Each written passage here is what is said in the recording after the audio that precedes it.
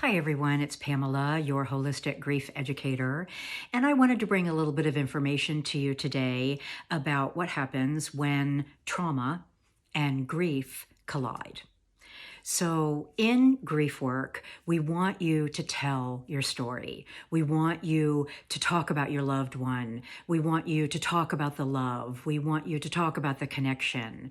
That's really important in working with your grief, that you are able to tell your story, you're able to be seen, you're able to be heard in your grief, and that you can tell that story as many times as you want to and need to, because that really helps move your emotions and your feelings, and moving your emotions is crucial in holistic grief work. That keeps you healthy, and it keeps you sustained in the love and the connection with your loved one that you've lost as well. So the challenge then with trauma is that studies now show that when you retell a trauma story, that it actually re-triggers the trauma in your brain and in your nervous system. They found this in psychology studies with PTSD with veterans, that every time they told the story of the traumatic experience, all the alarm bells went off, and it triggered their PTSD. So now when I say trauma, I want to refer to two very different branches of trauma. So first is unresolved childhood trauma. We live in a pretty trauma literate culture now. Most people have an understanding, thankfully, of what is traumatizing to children. That can be abusive households. It can be narcissistic parents, abuse, neglect.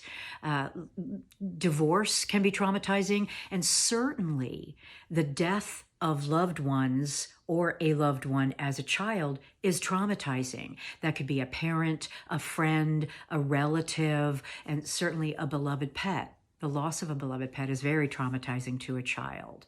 But if that trauma from childhood, any of those traumas represent a lack of safety or a loss of safety, that's actually the core of the trauma to a child, is the loss of safety.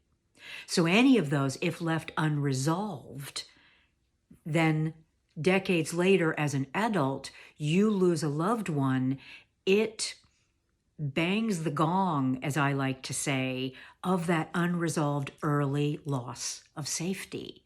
So you're now not just dealing with grief and the sadness and the overwhelmment of the loss of a loved one. You now have triggered unresolved old trauma, if that was your experience and it was never healed or dealt with. The other type of trauma that I'm talking about is if your loved one died by a traumatic death. And I don't want to do a laundry list here of what those would be. I usually say to people that if you think your loved one's death was a traumatic death, you're probably right. I can do a list of traumatic death in here so that I'm not triggering anybody by listing it. And the challenge with that is that in telling the trauma story, you are igniting the alarm bells and the fight or flight and